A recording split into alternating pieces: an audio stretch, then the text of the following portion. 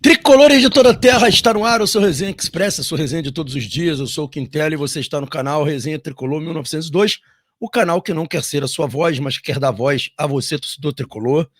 Fica aí, está começando o Resenha Express, a sua primeira edição do dia. Vamos lá.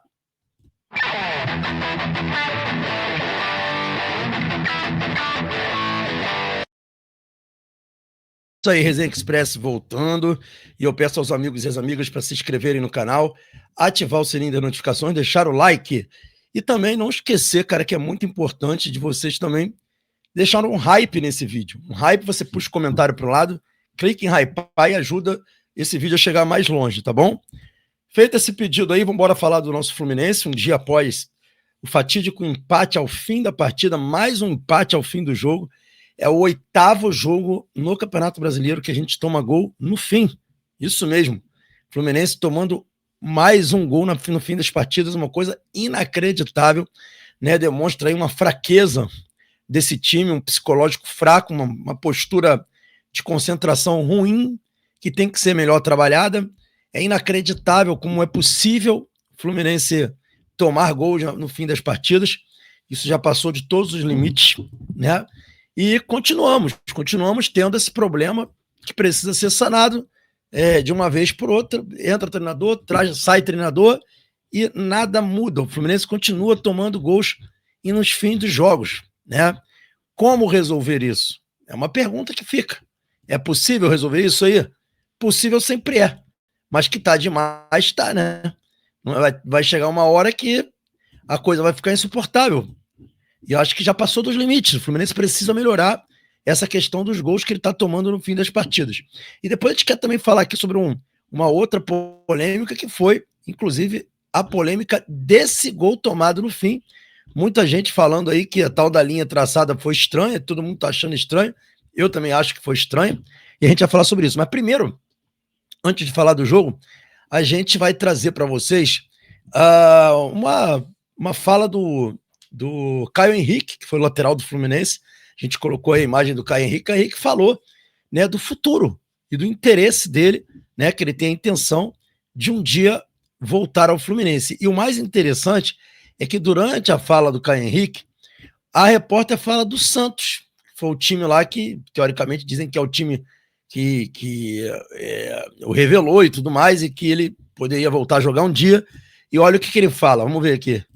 Falando de futuro, é claro que futuro a gente não tem nenhum controle, é difícil fazer plano no mundo do futebol, mas se um dia você voltar ao futebol brasileiro, você teria alguma preferência? Com certeza, né? O pessoal sempre me pergunta.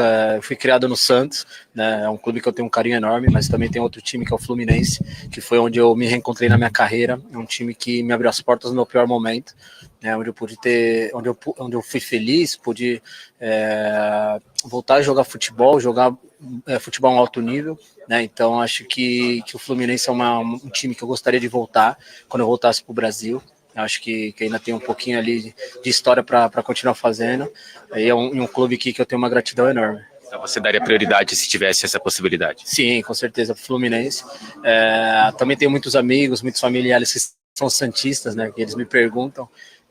Também tenho vontade de vestir a camisa da equipe principal do Santos, né? Mas como eu disse sempre, a prioridade seria do Fluminense. Quando você vai para o Rio, é verdade que se der tempo tá no Maracanã para ver o Fluminense? Sim, sempre nas férias, quando dá um tempinho ali, alguns dias eu sempre procuro ir ao Rio.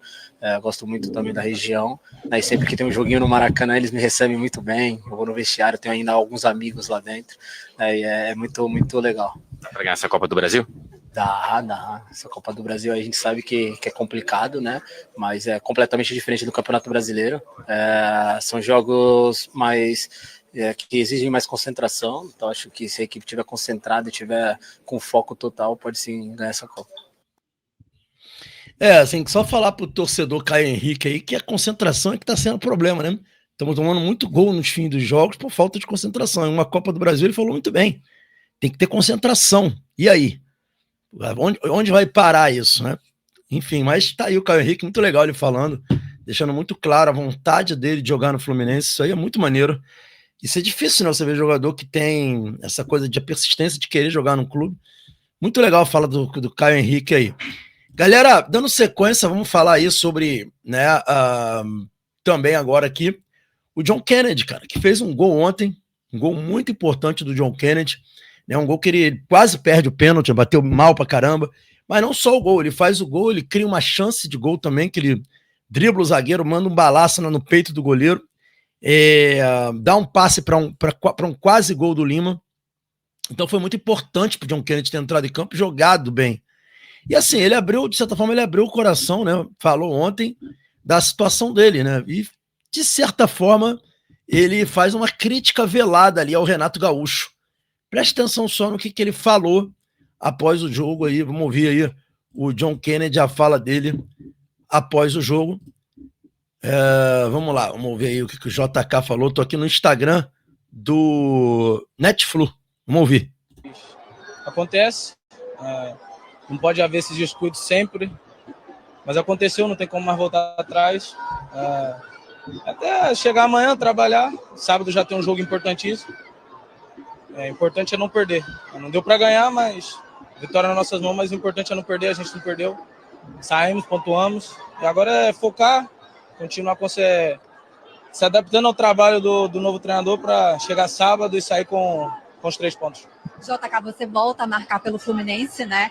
E recentemente o Zubeldia falou um pouco sobre você, disse que nesse seu recomeço com ele, essa retomada de espaço, é metade, né? Trabalho de cada lado. Como é que tem sido para você trabalhar com o Zubeldia? Como é que você se sente nesse momento e a importância desse gol? Eu acho que quando se troca o treinador é sempre uma oportunidade nova para todo mundo. Não estava jogando com o antigo treinador, mas é como ele disse, 50-50. No dia a dia a gente vem treinando forte. Eu também, especialmente eu, falo por mim, estou treinando forte. Hoje ele me deu a oportunidade, eu pude aproveitar. Creio que entrei bem. Os meus companheiros me deram a confiança ali de bater o pênalti. Estou feliz. Certo, obrigada, John. Galera, ele claramente fala, eu falo por mim, estou treinando forte, né? E o treinador anterior, ele não fala o nome do Renato, né? Não me deu oportunidade e eu tô treinando forte. Enfim, ele faz ali um paralelo ali com a falta de oportunidades e o fato de ele estar treinando forte. Ele quer dizer o quê? Olha, mesmo eu treinando forte, eu não estava tendo oportunidade. Isso é uma crítica e ele não fala o nome do Renato, né?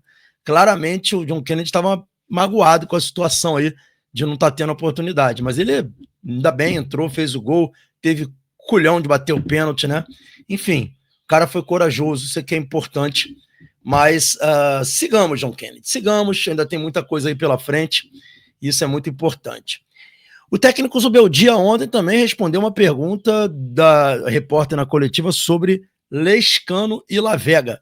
Vamos dar uma olhada aí no que ele falou, né, sobre as oportunidades para esses jogadores. O técnico fez questão, né, de falar sobre esses 2 jogadores aí, o Lescano e o Lavega, na resposta dada para jornalista. Vamos ouvir o técnico aí. Por que os garotos ainda não tiveram oportunidades? O meu dia, conta pra gente aí. Eu ajudo vocês também na tradução. Vamos ouvir. Agora sobre o seu comando. E também quero te ouvir sobre lista de relacionados. A gente vem perguntando muito também o treinador anterior sobre o aproveitamento de jogadores como Lescano, Lavega, que mais uma vez não apareceram entre os relacionados. Eu queria entender um pouquinho dessa sua opção também. Sí, ya lo hablé, poco a poco iremos poniendo jugadores para que tengan sus minutos, para que puedan mostrar. Es difícil en un plantel de 30 y pico de jugadores estar colocando todos en los próximos juegos. Es imposible porque no puedo lograr eso. Así que poco a poco lo iremos conociendo más porque hay un periodo de adaptación con los jugadores nuevos, en el caso de Lescano, en el caso de Lavega, en el caso de Moreno, en fin, poco a poco trataremos de aprovechar los momentos. Por ejemplo, el momento de John Kennedy pensábamos que era una buena oportunidad para que él agarre a la defensa abierta. Por citar un ejemplo, ¿no? Pero no se puede hacer con todos. Creo que poco a poco vamos a ir dándole oportunidades, al menos lo que nosotros vemos que están pronto, ¿no?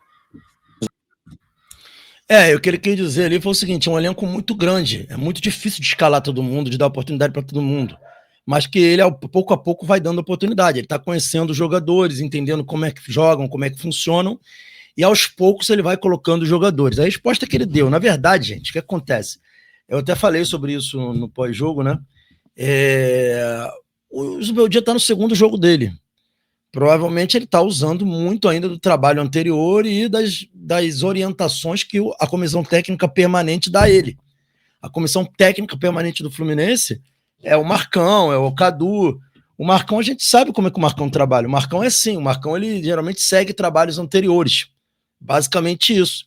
Então as orientações que estão sendo dadas pelo Marcão, ele está seguindo. Basicamente é isso que está acontecendo. Por isso que a gente não está vendo muitas mudanças de jogadores.